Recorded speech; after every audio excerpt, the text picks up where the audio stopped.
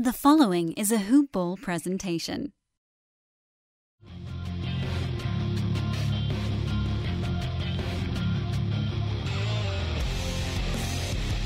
Welcome to the Fantasy NBA Today podcast.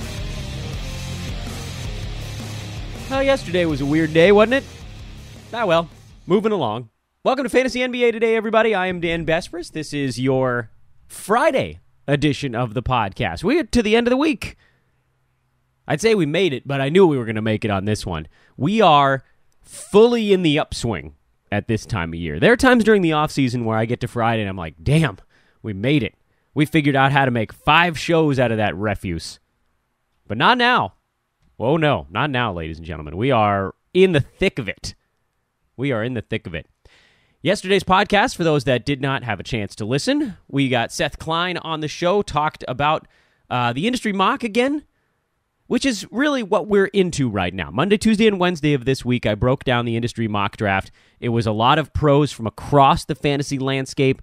BasketballMonster, Roto World, hashtag basketball, in this league, Hoop Ball, obviously, Fantrax, that's where Seth Klein is these days.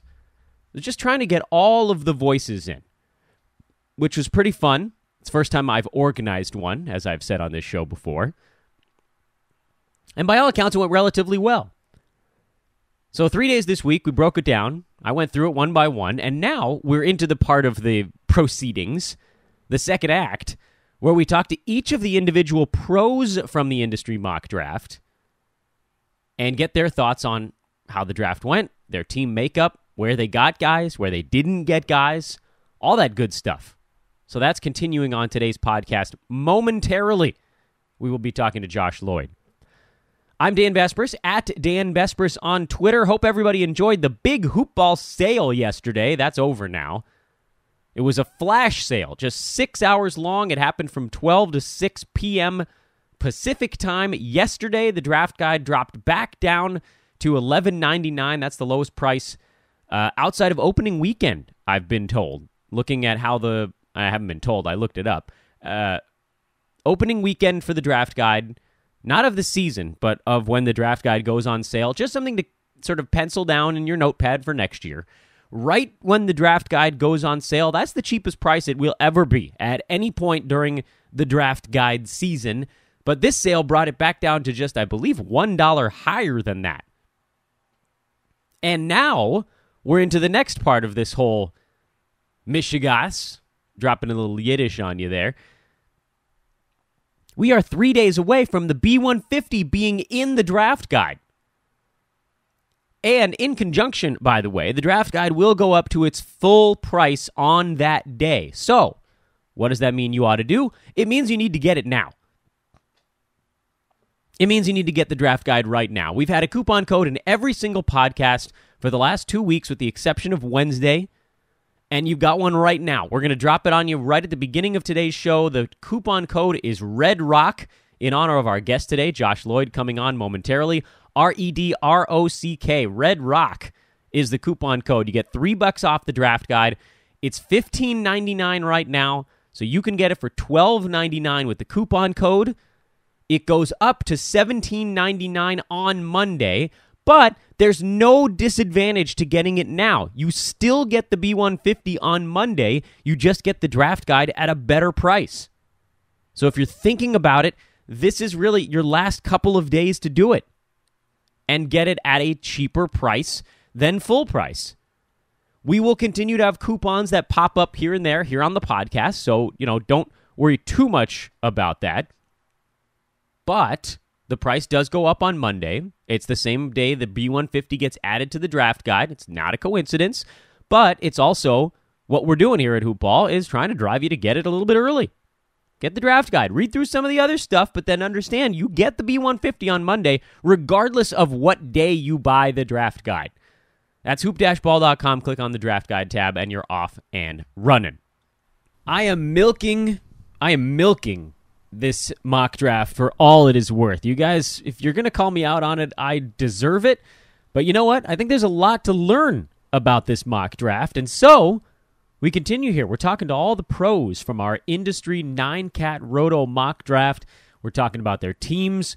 We're talking about where they drafted and sort of what lessons they were able to take away from this particular year in that particular slot, and then anything else that comes up with it. And this is a real fun one because we got Josh Lloyd on the pod back at a really busy time of year. Josh, thank you so much for carving time out today. No worries, Dan. It's good to be back on. It's been too long. It has been too long, but I don't want to bother you in the off season. I mean, we got this the time of year where we can try to catch up on other things, right? You're an everyday podcast man, so you know what I'm talking about. Yeah, there's. I don't think there really is an off season. I don't think there was a single day this year that I haven't done a podcast, excluding weekends. I think I've gone 5 days a week the entire year, which is a first for me. Oof. Yeah. I took my first woof. I was fortunate enough, I should say, to have Adrian and Neil over here at Hoop Ball that filled in. I took a week-long vacation, and it was bliss. You got to do it, man. I can't recommend it enough. Yeah, I think I'm sort of planning this ahead for next season because last year, I'd go over to Vegas for Summer League and and not record every day over there because I'm trying to incorporate some sort of holiday time along with work. But this year I didn't go, so I was at home that whole time. So I just did the podcast. But I'm already planning to go back there next year and incorporating a few weeks break over that July period. Attaboy. I'm going to give you a big attaboy. Josh Lloyd, by the way, I mean, listen, you guys all know who he is, but I'm going to put all the info out there because that's what you got to do. He is at RedRock_B-Ball on Twitter. He is the lead fantasy basketball analyst at BasketballMonster. He has the Locked On Fantasy Basketball podcast. Listen, Locked On NBA podcast, I think is the official name, right? He's you got this going all the time, as we just talked about. You're absolutely right. The NBA does not have a true off season. But, at least we don't have to spend as many hours breaking down box scores at the end of every night, right? There's a little bit less pressure this time of year, with the exception maybe of the draft and free agency. I don't know about you. I was able to work on a couple other projects the last few months. I can do sort of other things as well because I'm not, you're not working a full day, I guess, through that June, July period. So you're doing a lot of draft prep stuff. I was doing a lot of dynasty projection system things as well, just playing with databases full of numbers and trying to work that stuff in and do a lot of preparation stuff. I've revamped a lot of the things I'm doing with my YouTube show as well over that period. So while I am still working and recording shows every day, there's a lot more of let's take a step back and do some other things and work that in rather than the full grind that comes with an NBA season. That's sweet. What kind of cool stuff can people look forward to? I guess with the legalization of sports betting in the States, maybe a little bit of that. Not going to dip too much into that, but some of that. But just more graphical improvements on the video show as well. Try and incorporate a little bit more of a slick presentation style there as well. Still working on some of the other things, but a little bit more dynasty focus as well. Nice.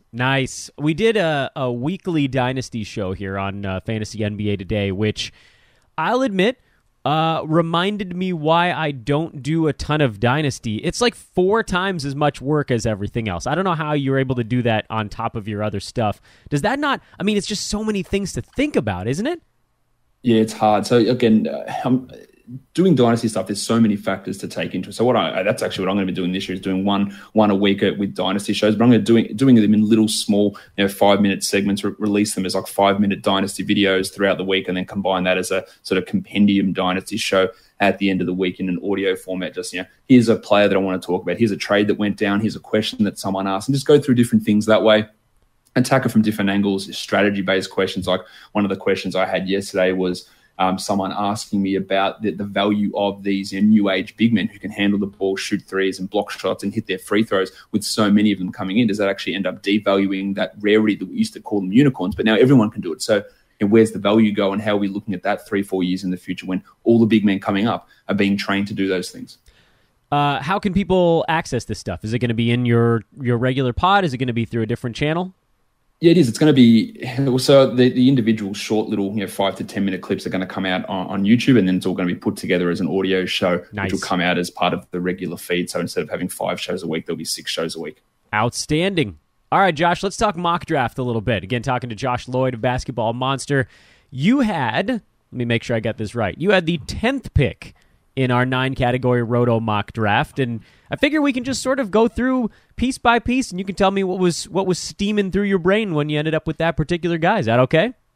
Yeah, no problem. Happy to do that. All right, let's rock. Round number 1, pick 10, Damian Lillard. This one feels pretty easy, right? I mean, if you're outside that top grouping, a really safe player like Dame, can't really argue with that one, right? Yeah, look, I was hoping that Kawhi Leonard was going to fall to me. He went at the pick before me, pick 19th, and grabbed him there. So that was the guy I was really after in that spot. Yeah, we know Lillard has deficiencies, and in Roto that can be somewhat of a concern with dealing with field goal percentage issues, and he's quite poor in that area. And I think he's probably going to be one of the worst negative category guys in that first round, alongside with LeBron and his free throw percentage. But it's really hard to pass up the consistency, the scoring. Gives you those solid enough assists and the very, very good free throw percentage that Lillard gets. It was pretty hard to pass up. I don't think it was too controversial a pick to grab him there at pick 10. So let me ask you this: I've been back and forth on this one myself. Dame and Oladipo seem to go back to back in almost every mock that I've seen. How do you pick between the two? To me, it's pretty easy. I've got Lillard, it's considerably higher than Oladipo. I think I'm the only person who's maybe down on Oladipo this season. And I'm not really down on him as such. I just look at what he did last season, where he took that huge leap forward, which was obviously massive, but it came on the back of him doubling his steal rate and doubling his block rate. And I just think that with those categories being such low volume categories, that if he drops from 2.5 steals down to 2.1 steals, which is still excellent, then how much does that actually hurt his value? Just if he goes from 1 block per game to 0.8 blocks, still excellent from a shooting guard, that's still 20% of his overall block value. That's still 20% of his overall steal value. So does that take him from the 10th ranked guy to the 17th ranked guy? I think that's a real possibility, because those numbers were so out of control, huge, and really different from what he'd done in his career, that even a small step back, which again, it seems tiny going from 2.5 to 2.1 steals, it makes a big difference. I'm really glad you said that. I put that question out there not knowing which direction you were going, but I am big time on the under for the Pacers this coming year, and that's more the gambling side. But it's really hard for teams to take one of those massive leaps forward and then continue in that direction, and it does feel like the Pacers as a whole are kind of ripe for a regression, and he would be kind of the tip of that regression spear. So I'm right there with you. I mean, I think he's going to be awesome this season. I don't want to send the wrong thing out there, because everybody thinks I hate Giannis now. So I gotta be careful. But I do think that there is some room for regression there. So I'm with you on that one. Round 2, Jimmy Butler at number 15. This was, of course, before all the Jimmy news came out. But does that really bother you all that much? I mean, I hear about all this stuff, and I can't really imagine too many places where Butler wouldn't be a massive part of the offense. Yeah, I don't see much changing there. Obviously, we did this draft before the Jimmy Butler discontent was made public. So I was really happy with getting him there at that spot. And I don't really worry too much. It's not like I took him at pick 12. I could see him being the 12th best player for this season. I didn't take him in that area. I got him a little bit later on, which I'm okay with. I'm okay with getting him in that sort of an area. And I think, again, wherever he goes, whether it is Miami, which appears to be the favorite at this point, I think he's still going to provide value in that 13 to 18 type of range. Maybe he loses a couple of minutes, which is a possibility, but probably where he's not getting ground into mincemeat by Tom Thibodeau, maybe he actually can play more games and play them through that February-March period. So I'm okay with grabbing him there, even though I didn't have that knowledge of that information at the time of drafting. Yeah, in looking at the Butler games played log, is such an interesting little microcosm of his career. He played 82 a year in the NBA, but he was only playing 26 minutes a game. The only season since then where he's hit the 70-game mark was 2016-2017 in Chicago, the non-Thibodeau year. So there's definitely something to the way that Tibbs crushes his players, even though, by the way, Butler's minutes were almost the same that year in Chicago. It feels like there's a culture under Thibodeau that creates this sort of need to play through hurt. I wouldn't be at all upset if Butler ends up someplace where a coach, I don't know, might try to take care of him a little bit. That doesn't seem like the worst thing in the world at all. And he's shown many times that he can be an unbelievably productive fantasy player. Hey, while we're on the Minnesota thing, I guess we can take a brief respite here before round 3. What about the guys that could potentially be left behind in Minnesota? What do you see in terms of potential fallout. And obviously, we don't know who would be going back. Also, to the listeners, Josh and I talked about this right before I hit the record button. It's almost a guarantee that the second we finish recording this podcast, Butler will be traded somewhere not Miami. So anything that we say here is going to be rendered useless. But what do you think about potential fallout if something with Miami does take place? Well, from what we've seen so far from the Woj tweets is that Jeff Teague is going to be leaving as well, and Goran Dragic coming across. I think what it does do is it helps Karl Anthony Towns, obviously, because we all were rightfully miffed at the lack of offensive opportunities that he saw last season. That wasn't Butler's fault; it was a coaching issue. But with a lot of those shots going to Teague and going to Wiggins when they probably shouldn't. But if you're taking away Butler's 20+ shots per game, then yes, they're going to have to fall to Towns. And Dragic is a decently high usage player. He's not all that high, but taking away Butler and Teague and replacing them with Dragic, and say it's someone like Justice Winslow that gets into that mix who's not a high usage guy, then Towns' value goes up. Andrew Wiggins' value, we can criticize him as much as we want, and it's all fair because he has those defensive issues, steals, blocks, rebounds, assists. He doesn't do any of that stuff. But if you're able to get a 20-point per game scorer in the 80 to 100 portion of a draft, there's literally nobody else in that area who can give you 20 points per game. So that gives him value there. And I also believe, and this is a theory that I feel like I'm the only one who subscribes to, mainly because I made it up, but when players are unhappy, when players are disappointed, when players are just not loving their environment, their free throw percentage suffers. We saw Wiggins has dropped by 10 percentage points last season. We saw Victor Oladipo has dropped by 10 percentage points the year before playing with Russell Westbrook. We saw Brook Lopez has dropped by about 10 percentage points last season in LA when he was clearly unhappy with how he was being used. So I expect all those guys that see those big tumbles in free throw percentage, if their environment is happier, if they're happier in that area, I expect that those numbers would bounce back up. And not saying that Wiggins is going to be an 85% shooter, but I'm pretty sure he won't be a sub 70% guy if the culture and the mood in that locker room improves. I do believe that because free throw percentage is so mental, that if you are not in the right headspace, then we can see that those numbers dip. And that's it's happened on many different occasions. We got to get the Photoshop contingent going on this one. I want all of these guys taking free throws and replacing the basketball with little smiley faces. I love it. That's outstanding. Round 3, we're talking, of course, to Josh Lloyd. I wanted to make sure people keep hearing that name. LaMarcus Aldridge at 34.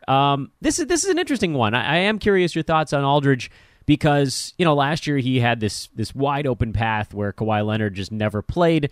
There is a DeMar DeRozan around, but this feels like kind of in between for LaMarcus, right? It's not as high as he was this most recent year. It's not as low as he was during the downtime.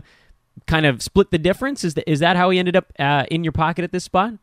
Yeah, pretty much. Like he was a top 20 guy post All-Star break last season, but he's not going to be getting 31% usage with DeMar DeRozan around. He is going to cut that back, and we can hear talk from Popovich. We had to let LaMarcus be LaMarcus, and that's all great, but if Kawhi was there, he wasn't going to be that LaMarcus. We know that he wasn't going to do that, and his numbers are going to cut back. But in a roto league, he's so important because elite field goal percentage, elite free throw percentage, solid blocks, really good rebounds, and I needed that after getting Butler and Lillard in those first 2 rounds. I needed to get some blocks. I needed to get some field goal percentage. He fits in perfectly as an early round big man, and especially for a roto league. And while I don't think he's going to get anywhere near what he did last season, I think he's really solid in this third round type of range. Round 4, went back-to-back centers here. I defined the name real quick. At number 39, DeAndre Ayton. Interesting. Started, I guess you didn't start it, but it's part of what ended up being a pretty crazy run of big men in this mock draft where you had Aldridge at 34, Marc Gasol went at 36, then it was Horford, Ayton, DeAndre Jordan, Nick Vucevic, one space off, and then Collins, Jared Allen, and I think a couple spaces later there might have been a last one in the next round. A lot of big men going off in this 34 to 45 range. That, first of all, that's crazy that they all got clustered, but maybe not as crazy as it seems at first. And then DeAndre Ayton. Tell me why you're high on the big man. think it's important to take it in context with what you were saying in terms of that run of big men, especially for a roto league. If you want a big man who's going to be solid in both percentages, who can block some shots and grab rebounds, like if you don't grab them, they're gone. They're all going to go in this area, and you're going to be stuck with, how do I deal with Dwight Howard's free throw percentage, or Steven Adams' free throw percentage, or Brook Lopez's lack of rebounds and poor field goal percentage? Like, how do I deal with those things? If you want a guy who's going to give you good percentages, like what I did with Aldridge, you needed to grab them there. And I feel pretty confident we're going to have one top 50 rookie this season. At least I think Doncic has got a chance to be there. But Ayton's going to come in. He's going to start. And while I don't think that he was the right pick at number one, I don't think he's going to be the best player out of this class. I do think he's going to be the best rookie for this season. He might average 14 and 10 or 15 and 10 with 1.2 blocks and shoot pretty decent percentages. I feel pretty good about his efficiency being decent enough as a rookie, and rookie guards really struggle with that. Rookie big man, I think he'll be fine in that sort of regard, playing and shooting pretty close to the basket.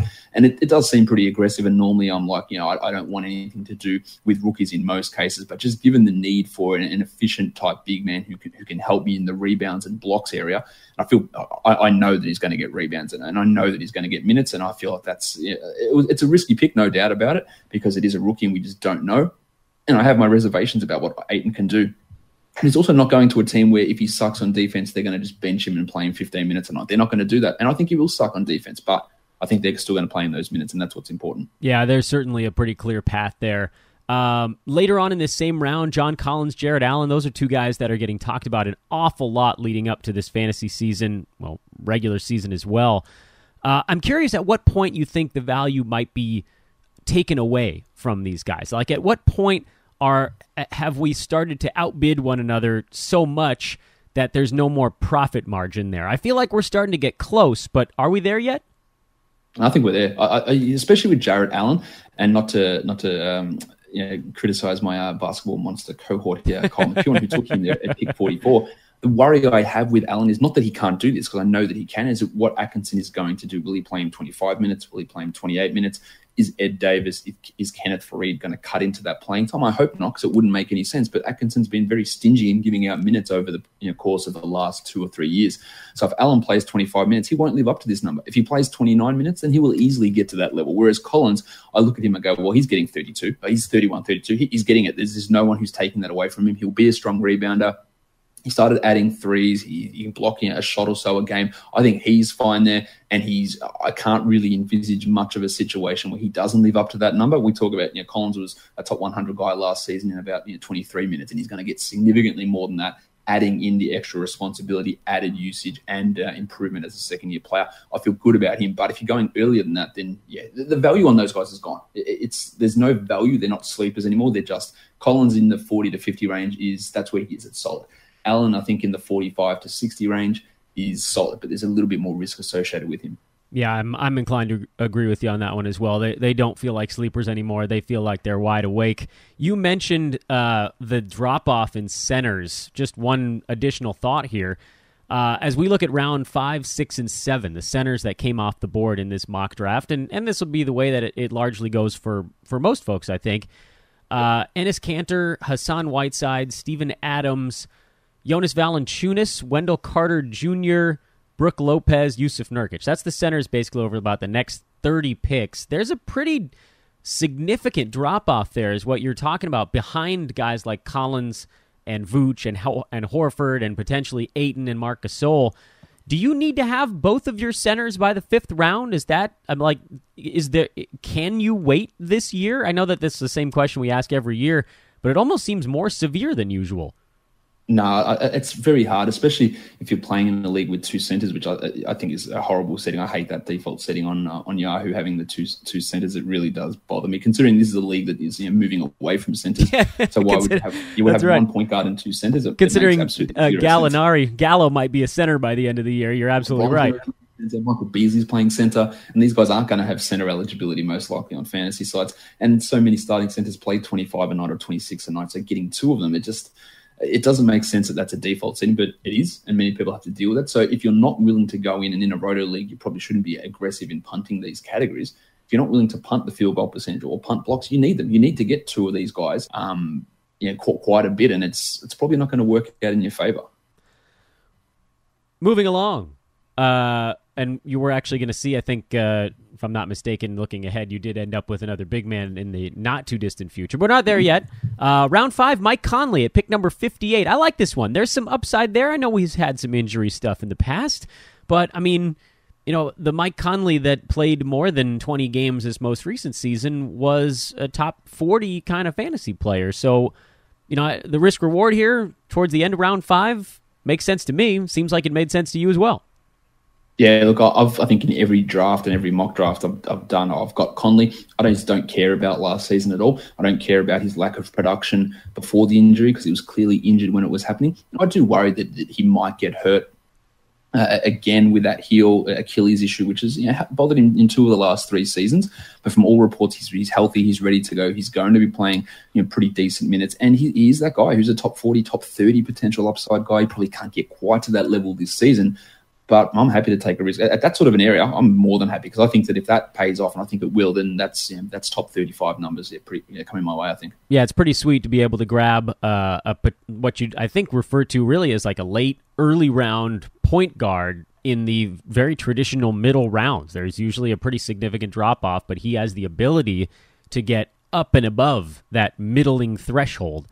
Round 6, here's another one of your centers, Jonas Valanciunas. This is an interesting one. The more I look at Jonas, the more I like him because he's so boring, and I love boring fantasy players. I have the least interesting fantasy show on the planet, by the way.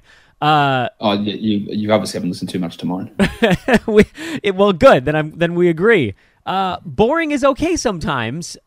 In talking to some of the Raptors folks, they think he might see a very small uptick in minutes, probably not too significant. I think I just like, Josh, the fact that we're finally going into a season where everyone's not saying this is the breakout year for Valanciunas, because it's never going to be the breakout year. What we really want is just more really efficient play like last year. I mean, was he one of the quietest, like, top 60 guys in the NBA last season? He had to be on that list, right? Yeah, he's solid. He hit threes and hit them at a huge rate. I think 41 or 42%, might have even been higher than that. He blocks with a shot a game. He's a good he's really, really good. And I think he's been really poorly managed at times by Dwayne Casey. And from all reports that I've heard is that Nick Nurse agrees with me and not with Dwayne. So sucks to you, Dwayne Casey, that he should be playing more minutes. And I think he is going to play more minutes this season. I don't think he's going to be getting 30 a night, but I think he's going to be playing more. I think they're going to use him a little bit more, and he can come out there.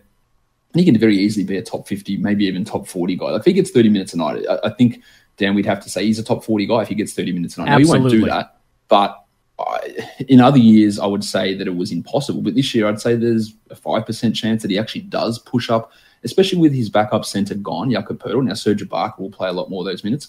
I don't think Greg Monroe is too much of a risk in that area to take those minutes. But I really believe in Jonas. Happy to get him in this area of the draft. And even if he only plays 24 minutes a night, then I've already got the value there in that spot, and it's only upside, I think, from there. Yeah, I mean, he was at 22.4 minutes per game last year, and he was number 50 by totals in a 9-category format. Like exactly. that's so easy to get to, 22.4, and as you said, that easy, surely. Easy. Anything over that is gravy.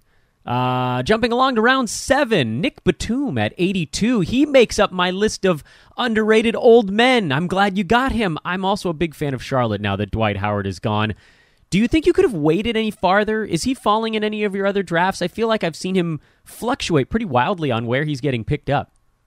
I guess it depends on who you're with. Like when I'm drafting with a bunch of people who know what they're doing, I tend not to try and let a guy that I really want fall. I needed a small forward. He's one of the best sort of examples of a roto contributor, just providing solid numbers right across the board. He's led the Hornets in assists each of the last 2 seasons. He dealt with a screwed up elbow for the start of last season, but still put up pretty strong numbers in the second half as that started to heal. I think his rebound numbers go up as he actually plays in his preferred position, up from shooting guard to small forward. That should increase his block numbers as well. It should increase his field goal percentage. I think he's got a real chance at a top 60 type season if everything goes right for him. And they're getting those assists at 82. From a small forward as well for a guy that can give you 6 assists a night. I'm really happy with getting him there. And again, we talk about boring guys. You look at him and go, man, he only scores 12 points. Yeah, but he gets 5 rebounds and 6 assists and a steal and 0.7 blocks and good free throw percentage. It's just nice production right across the board without really hurting you anywhere. Yeah, do you feel like, because I think the more that you and I talk on this podcast, the more I think that we may both be subscribing to sort of the zag when everybody's zigging this year, where it seems like, with the exception, I guess, at least at this point in your mock draft of DeAndre Ayton, you've been sort of shying away from the shiny new toy and going more so to the tried and true, the bronzed old thing on the shelf, where you know exactly what he can do. You have the portfolio, and these older guys with a nice multiple year set of data, they're falling this year. Is it just because everybody really wants that sexy new thing? I can't figure it out. I feel like so many of these old boring players are falling way farther than they should in drafts. Why is that happening?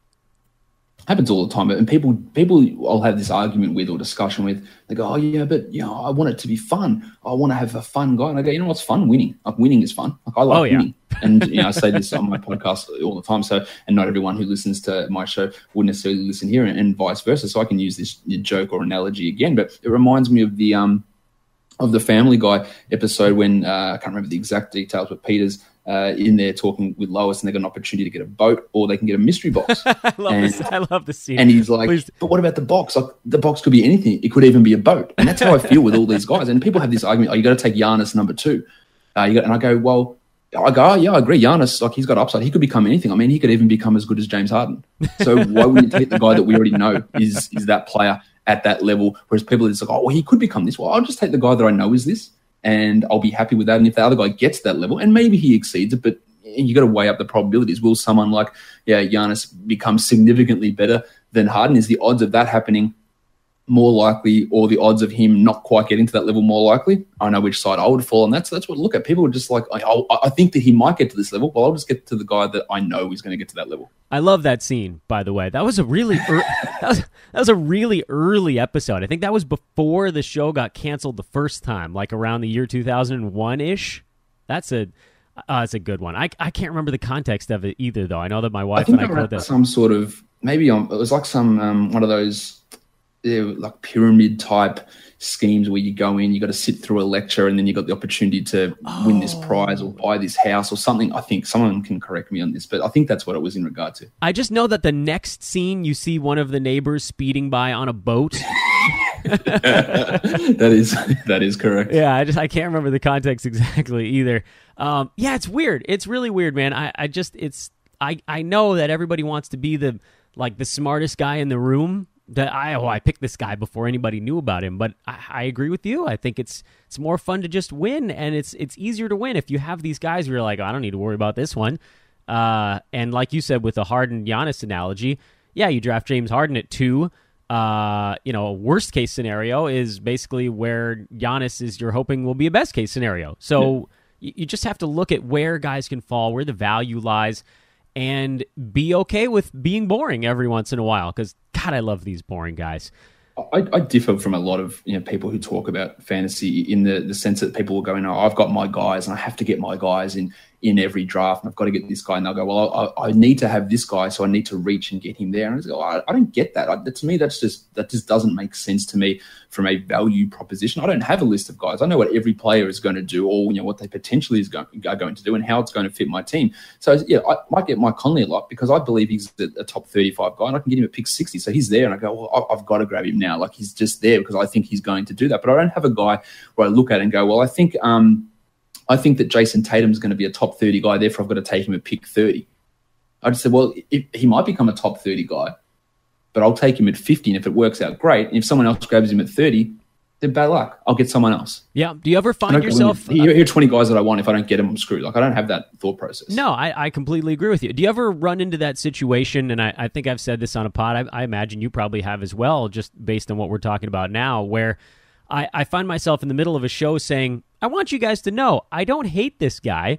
I'm just never going to have him on my fantasy team because he's never going to fall as far as I would want him to take him. Yep. Yeah. There are going to be people who are like, I have to have Doncic on my team this year, so I'm going to draft him at 50. I'll go, well, what's his best case scenario? Is it 50? Maybe it's 40? I don't know. But where's your probabilities of that actually working out. It's not high. So I do tend to look at, be a little bit safer with some of my picks, but I'm also like on these sleeper guys, like taking them at absolute 99th percentile outcome it's not a winning strategy, I don't think. No, completely agree. As usual, I think that when you look at the safe stuff, one of the expressions I like to throw in there is, if you hit on one of your sleeper picks, it'll make your team better, but it won't guarantee you a championship.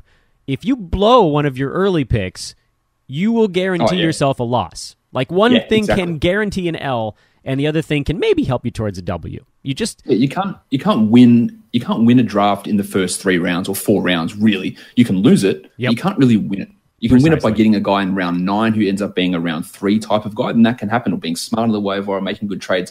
But you can't get the guy who's projected to be the 70th best player, take him at pick 30, and then if he ends up being the 30th best player, then you haven't actually gained anything. Yeah, because everybody else is taking guys at 32 where you're like, all right, well, this guy will probably be between 30 and 36, and they don't have all the dice rolling to worry about. It's a much less... I know everybody likes to sort of have those weeks where their sphincters are all puckered up and they're watching to see what's going on, but I'm okay with a low-stress style of fantasy drafting. By the way, talking to Josh Lloyd here of Basketball Monster and the Red Rock Fantasy... Well, let me make sure I get the terminology right. You're Red Rock _B-ball on Twitter. You are the host of Locked On NBA, Locked On Fantasy. Red Rock Fantasy Basketball is the full name of that, right? Okay, so it used to be called the Red Rock Fantasy Basketball Podcast, and then we joined the Locked On Podcast Network, so we got rebranded to Locked On Fantasy Basketball. Plus, I also host a non-fantasy show, which is Locked On NBA as part of that network as well. Got it right. There we go. Thank you for clearing that up, because I know you as Josh. Round 8. I like your round 8 pick, too, by the way. I know I've generally had a no kings allowed policy, but Buddy Hield, come on. He's got to rise above the nonsense there, doesn't he? That team makes me sick sometimes. Yeah, their front office, their coaching, it's all disgraceful, really. The decision-making is so terrible. Now, I'd heard that the Kings were going to be pushing the pace this season. The latest reports out of Media Day are saying the same thing. I don't really trust Dave Yeager at this point with his... We're going to play the kids. That's great, but you still, deferred for 4 months of last season to Zach Randolph and Costa Koufos, and refused to give Buddy Hield and Willie Cauley-Stein even approaching 30 minutes per game, which was it's really coaching malpractice in my opinion. Now, I do think that Hield's minutes are going to rise, but what he did last season, and we talk about Oladipo, Hield doubled his steal rate last season, which really helped his numbers rise. He's been an excellent shooter through both seasons of his career, and if he goes from those 24, 25 minutes to 29. Brings that elite efficiency, and if he actually can get to the rim, which the Kings were the absolute worst team, I believe, in NBA history at drawing free throws last season, if someone can at least get a free throw, his percentages there are excellent. He's talking about improving playmaking, which he's going to have to do if Bogdanovic misses some time to begin the season, and if he can keep that decent enough steal rate up, then I think he's got top 60, maybe even top 50 type upside for this season, if those minutes push up to realistically where they should be. And I guess the positive in Sacramento, Dan, is that Garrett Temple's not there to steal minutes away from players who need them. So true. So many things can go wrong with that group, but yes, that's true. He is the one that I would trust, if any of them. Round 9 and 10, I'm going to cluster these for you because you went Hawks. You ventured to hot Atlanta for Dwayne Dedmon and Trae Young. Tell me why. The Dedmon one, I'm iffy on at this point. He's dealing with that avulsion fracture in his ankle. He's going to be back, I think, at some point in October. But there is a risk of him getting traded from this team on an expiring deal. I think he's a better player than Alex Len. I think he'll get the bulk of those minutes there. But I needed, again, some sort of efficient type big man, and it's really thin on the ground. He can hit threes, he can block shots, he can hit free throws. He's got a good field goal percentage, but it's just going to be, will he play those 25 or 26 minutes? Now, last season, before he broke his leg, he was putting up really good numbers. And then inexplicably, when he came back, he was on the bench behind Miles Plumlee for like a month or so, even after his return, which made no sense. But then when he finally got that job back, he was playing 27, 28 a night and was putting up those top 100 type numbers. So that's what I'm sort of banking on. But I am a little bit worried about this ankle. We heard that he is, I think, out of the walking boot at this point. But how much time is he going to miss? And will Alex Len show something and keep that job away from him? I don't think he will, but that is a risk. And then Trae Young, look, at 111, I think Trae Young's the top 100 player this season. Field goal percentage is going to be a real bitch. But assists, he gets steals. Bad defender, gets steals. Completely different things. And again, it's not going to be a case like I talked about with DeAndre Ayton. If his defense is horrendous, it's not going to be, well, cool, you're just out of the rotation now. That's not what they're going to do. They believe in him. They want to build around him. Jeremy Lin's there to help, to play alongside him, to play behind him. But Young's going to get these minutes. They can talk about open competition for starting, but Young's going to start the vast majority of games this season and should top out at over 30 minutes per game. That would be my guess anyway. You mentioned Andrew Wiggins earlier in the pod. You scooped him up at 130 in round 11. I guess if the free throw percent, like you said, if he feels happy and those little smiley faces start going through, then yeah, you've got something here. But there's a little worry with him, right? Isn't there always a little worry?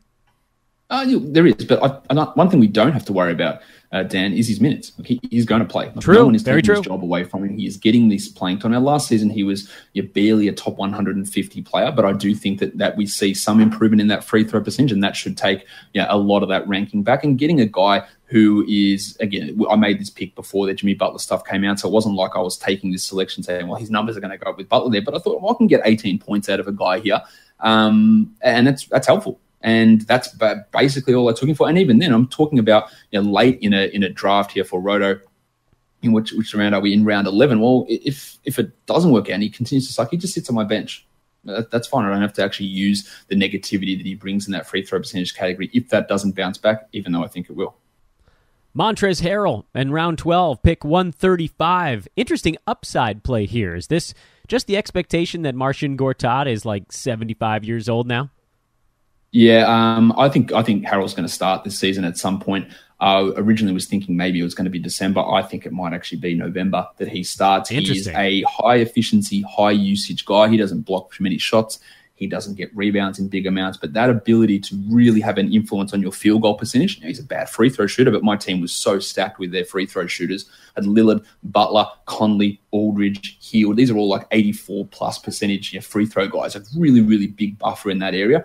But getting that field goal percentage boost was key to me with getting Harrell there. Plus, he does have that upside, which in a Roto league, once I filled out my active spots, I want some upside plays with these last picks. Because when you're talking games limits in Roto, like those bench, they're stash spots, they're injured reserve spots. You don't have to use them maybe 1 or 2 games when someone gets injured. But then if they blow up and become top 100 guys, well, you slot them in and then you've got that value there. So I'm not looking at someone whose best case scenario might be the 120th ranked player with one of those last picks. I don't want to take a guy like, say, a Taj Gibson, who might, on a per-game basis, you might look at him and go, well, maybe he produces more than Montrezl Harrell, but I know he's just not going to be significantly better than that. So he might be great and be the 120th best player, but that 120th best player sits on my bench and plays 5 games in a Roto League all season. Yeah, that's the guy you slot in when somebody else on your team goes down. And yep. You know what? Hearkening back to our conversation from earlier, this is a part of the draft where it is time to go have a little fun, right? This is where you want to go take some shots, shoot the moon, man. You got Malik Monk at 154 and Mo Harkless at 159. Although I think we got injury news about Mo Harkless after this draft, if I'm not mistaken. That dude, damn, man, that dude can never stay healthy. But for like the 3 weeks he was last year, Mo was putting up big numbers.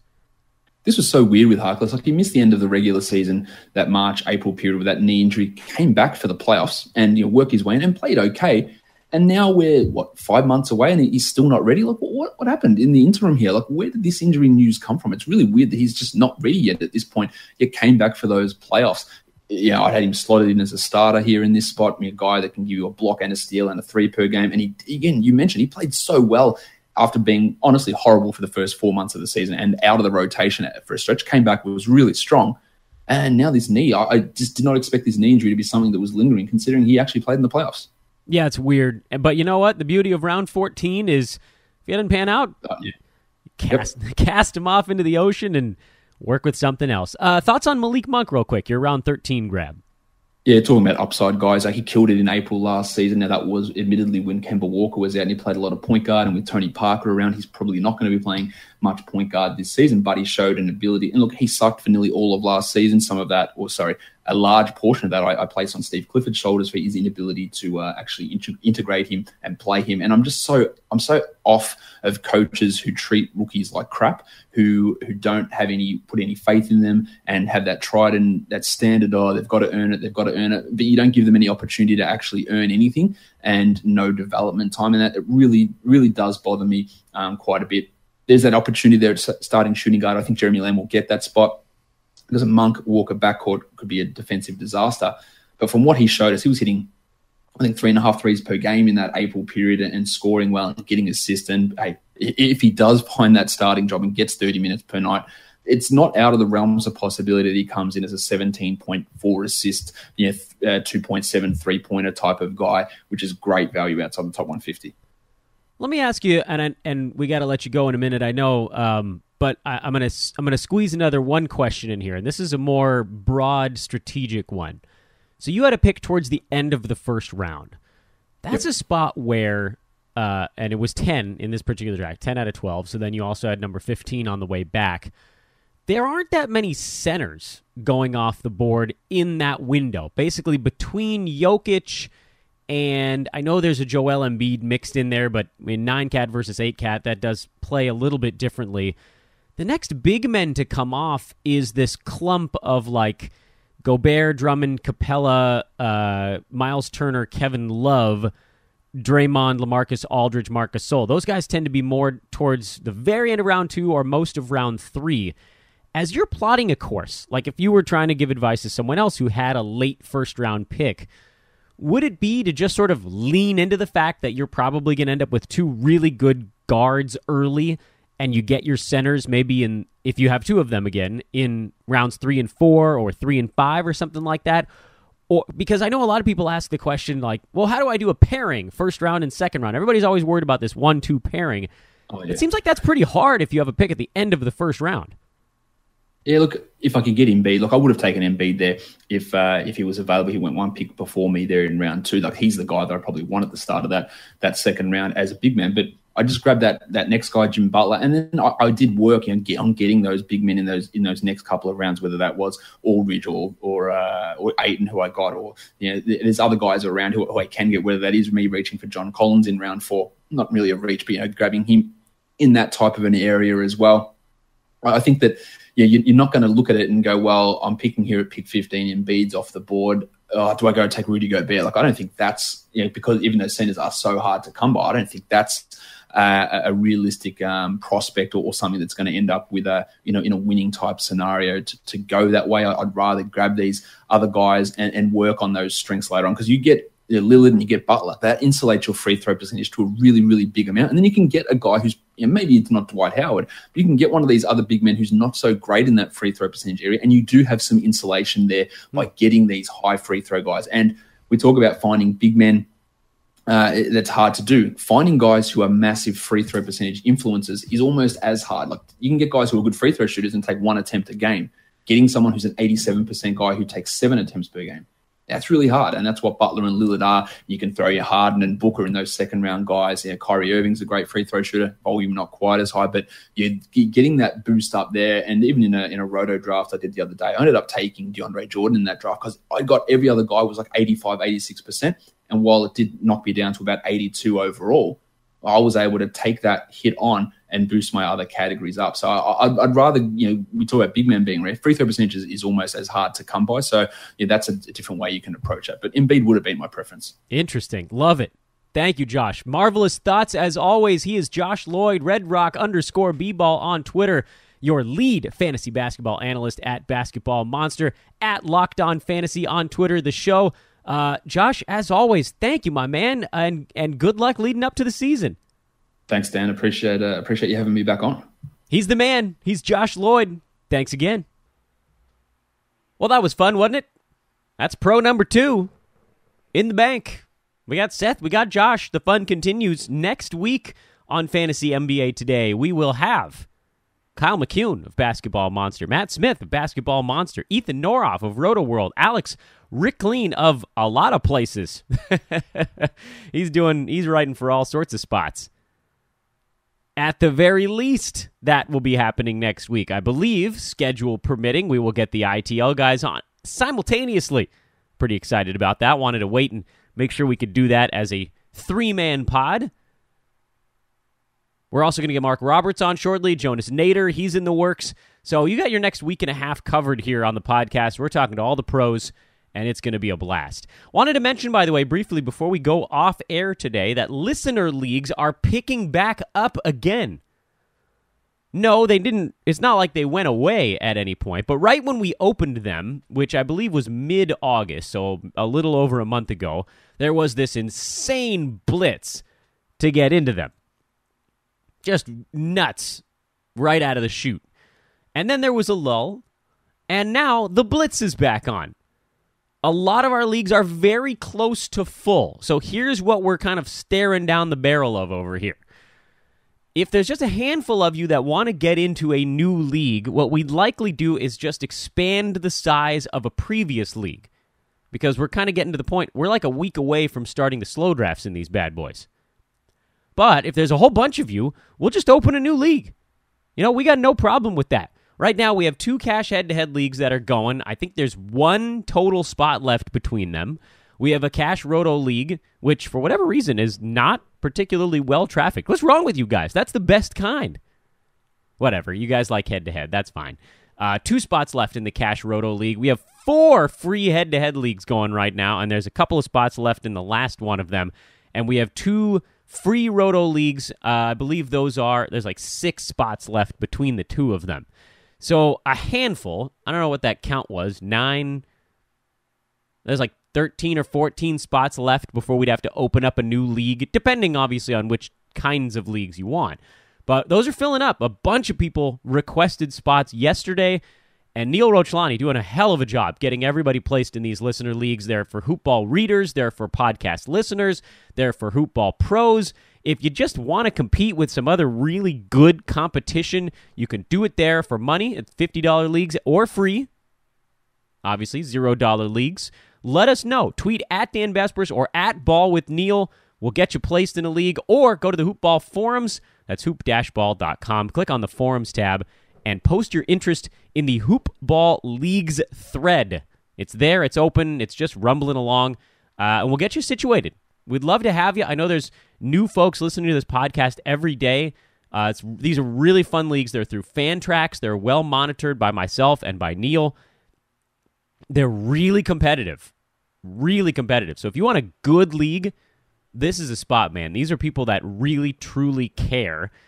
And, you know, I was able to log in last year. I didn't even know you could do this. Fantrax has a lot of fun stuff for commissioners to be able to do. I checked out. There's a tab where you can see how many times someone logs in to use their league. And even in the free leagues, everybody's logging in like 150 times. I mean, the season's only like 180 days long. So people are nuts, man, and I love it. You're the degenerates, and you're our favorites. Go get the draft guide. Coupon code is REDROCK, $3 off at hoop-ball.com, or you can find it through Hoopball Fantasy or Hoopball Tweets on Twitter. Both of those are sending out draft guide reminders and other good stuff that's for sale over at Hoopball as well. Please rate and review the podcast, especially if you're new. Subscribe to the show. That's one way that we can really boost how many people hear our show. Subscriptions move the podcast up the Apple charts. That's the real key. So please do take a moment to subscribe. And if you like what you hear, drop a 4 or a 5-star review on this bad boy. That's kind of our lifeblood, you know? The better we look, the more people can find us, and the easier it is for us to keep doing this stuff for free, especially if we get over the threshold and start getting some advertisers. And if you're out there and you'd like to advertise on this pod, let me know. It's insanely cheap right now, while we're still a relatively young pod on a relatively young website. I am Dan Besbris. Thanks again to Josh Lloyd for carving out the time. He's a very busy man this time of year also. He is at redrock_bball on Twitter, but you know where to find him at BasketballMonster. Have a wonderful weekend, everybody. Back Monday. More pros, more coupons, more mock draft. We'll talk to you then.